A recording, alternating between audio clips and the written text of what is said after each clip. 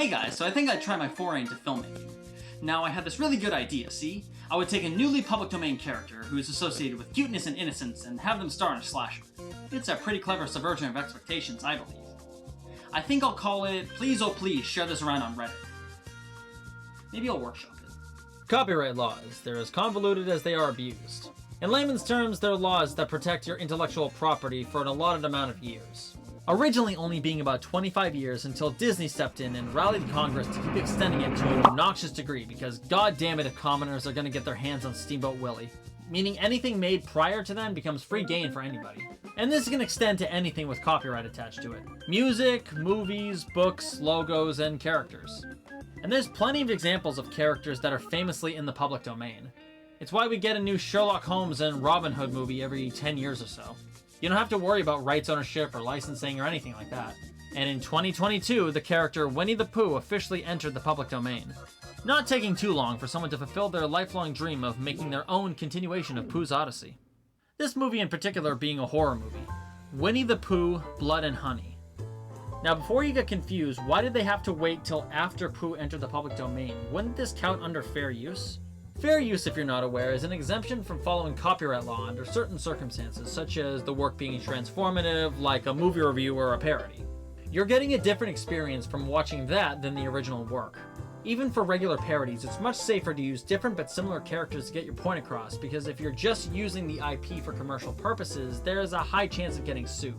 YMS has a very good video on the subject, I'll link down below. However, when you just straight up use the original character but just change his appearance and motives a bit, that wouldn't exactly be protected under fair use. A horror movie set in the Winnie the Pooh universe isn't really a parody or satire of the original, it's just another story starring these characters, but this time with a horror element. It'd be like if I made a Star Wars horror movie where R2-D2 went around killing everyone. I'm not exactly critiquing the original work or providing satire. I'm just using those characters and world to tell my own story.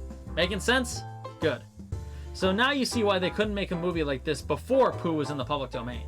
But does that mean the long arm of the law was preventing us from seeing a story with a compelling plot or a biting satire? Does buying a blue check on Twitter make you look smarter? There is absolutely no justification for this movie to exist outside of cheap shock value. The thought process was just, bro, what if we took a character that's known for being innocent and have him kill people? That'd be funny. This film obviously wanted to be the next sort of so bad it's good movie to be talked about. But it's so forced and cynically made that it comes off as try-hard. There's a very fine line when it comes to these types of movies. The reason why they're funny is because they have this earnest quality about them. Like the people behind them legitimately think what they're making is good. See, one of the reasons I'll probably never talk about The Room in depth is because while it's extremely funny because of its ineptitude, Tommy Wiseau has become so self-aware he's just obnoxious at this point, so it kind of taints the whole thing. And everything he's been involved with since is just him trying to cash in on the joke. But with this, I don't see how someone could justify it existing without some cold, calculated excuse. Does it have a good story to tell? No, this is one of the most poorly written scripts I've ever endured. Does it seem to come from a true place? It wouldn't surprise me if the director read a Cliff Note summary on Winnie the Pooh and that's all he knew about it. Is the direction good? A lot of the shots go on too long, which I feel could be excused for trying to build suspense, but it comes off as just padding. Yeah, a lot of this movie is super padded and repetitive. So the plot's basically Christopher Robin grew up and left for college, leaving the rest of them to fend for themselves, despite them being animals who could naturally fend for themselves. They then decide out of desperation to eat Eeyore for some reason, and then swear hatred for humanity because Christopher Robin decided to leave? What? Fast forward a bunch of years, Christopher Robin brings his wife to the 100-acre woods to show her all of his old friends and prove they're real. But when they go there, they're nowhere to be found, and oh no, there's blood in one of the honeypots. They go into Pooh's house and find a defiled picture of Christopher. Is that you? Yes. Can I see it, please? But then when Pooh comes in, they try to hide and escape, but Piglet kills Christopher's wife. I guess he just didn't feel like helping her?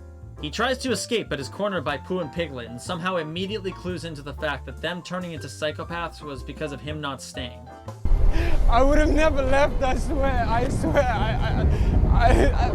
They kidnap him, and for some reason it goes into this little animation scene, and then the credits roll. Starting off strong with that font choice.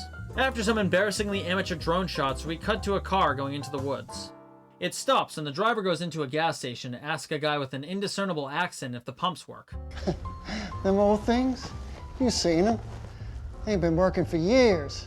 So how do you stay in business? After an awkward little scene with some random woman, they get to their Airbnb or whatever, and we meet the main characters, who are as dense and complex as Listerine strips. The straight man, the nerd, the popular one who likes posting on Instagram and being stupid, and the other two. I legitimately forgot how many characters there were when writing this because none of them are memorable whatsoever. She's nerdy because she wears glasses. She's popular because she's blonde and has an attitude. None of them say or do anything memorable the entire runtime. Yep, this is who we're stuck with. Oh, I forgot, there's this redhead one that stayed in the car. She's this punk sort of character because the nose ring makes her look punkish. Oh, wait, no, she's gonna die. This is the most poorly shot chase I've ever seen.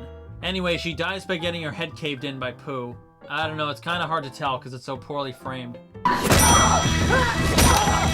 Oh, please don't tempt me with watching a good movie. He puts her in a wood chipper. God damn it, stop!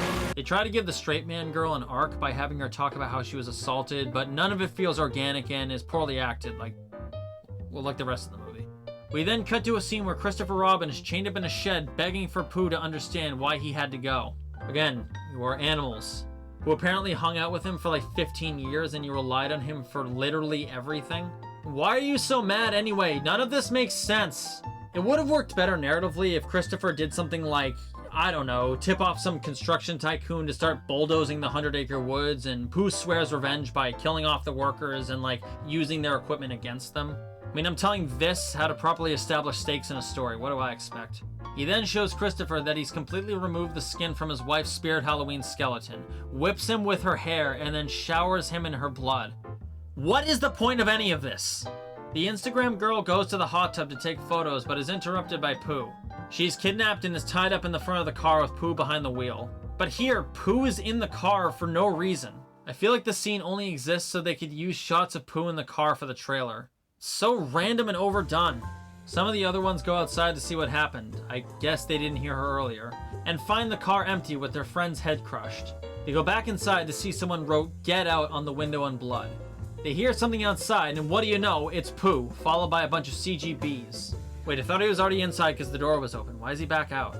Whatever, the straight man one said she thinks it's her stalker, and they all split up to hide. I've got a gun! Let's go, I've got a gun upstairs. A gun, yeah. I've got a gun upstairs in the room. Wouldn't that be like the first thing you'd think of? So she gets the stupid looking gun, and the other two are chased into a pool. So what kind of house is this? Piglet tries to kill one of them, but the other one who falls into the pool distracts him. He jumps in after her. I mean, you could have just chased her without getting in the pool and killed her faster. Whoop, she's dead. Piglet and Pooh take the other one out of the house and tie her to a platform at their campsite. I really don't understand what's going on here. Am I meant to understand? So do they want to kill everyone, or are they sacrificing them? Why are they keeping her specifically alive? None of this was established. But I guess he doesn't like her awake, so he lightly slaps her into passing out again. The surviving one rescues her, but they hear a shriek. They go into a cabin to find Christopher Robin, but instead of helping him, they go and look for someone else because the scream clearly came from a woman. Now, don't worry about this guy chained up. He'll be fine. They also got some random other woman? Never mind, you established her flawlessly. They set her free before she can be sacrificed to Baphomet. She looks in the window and is horrified by her face. I guess this is trying to imply she's deformed, but the makeup is so terrible you don't really believe it. They hear Piglet approaching and she takes the gun. She fires a warning shot and the two have a stare down. But as she pulls the trigger, oh, she wasted the only bullet. Why there was only one bullet is beyond me, but she's dead. The rest of them run away except for one that hides. She takes a sledgehammer and knocks Piglet out. While the other ones try to escape, they put Piglet in a noose and start beating him to death. You could just, hang him. I don't really see the point of the noose if you're just going to bludgeon him. But it's too late because Pooh stabs her with a machete. They didn't even try with this movie. The other two stop a passing car, and hey, it's the accent guy, frantically telling him about Pooh. They at first don't believe them until he actually shows up. They all gather weapons and start beating Pooh senseless. Pooh gets the upper hand with all of them, but one manages to escape. It's then out of nowhere established that he can summon bees. That would have been useful earlier. But there's no close-up or anything to really understand what's going on. Pooh kills the nerd one, and the only one left is the straight man. But just as he's about to kill her, Christopher Robin was able to somehow break free and rams into him.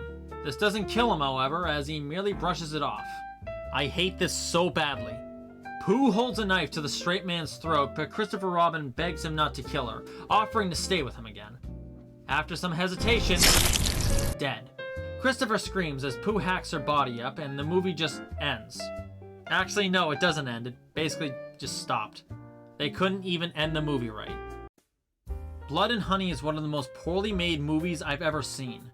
I know there's probably worse movies out there, but for how much media attention this got, it really seems that that's all they wanted. The simple headline of a movie where Winnie the Pooh kills people would get anyone's attention. With a story that feels AI generated, awful performances, Party City quality masks, terrible direction, and so many more things, I'm actually saddened by this movie's existence. Usually, even if it's a movie I hate, I try to find at least one single thing I thought was well done, but I legitimately can't with this one. This is one of the most try-hard movies I've ever seen. Never have I seen a movie go to such lengths just to get people's attention and nothing else. This isn't some story someone wanted to tell. They slapped together a contrived mess of cliches to get their 15 minutes, and it worked! And now I'm concerned that this is going to open the floodgates of sloppily thrown together movies every time a new character enters the public domain. But I guess time will only tell. We get plenty of movies starring public domain characters, and sometimes they're good. Most of the time they're not, but still.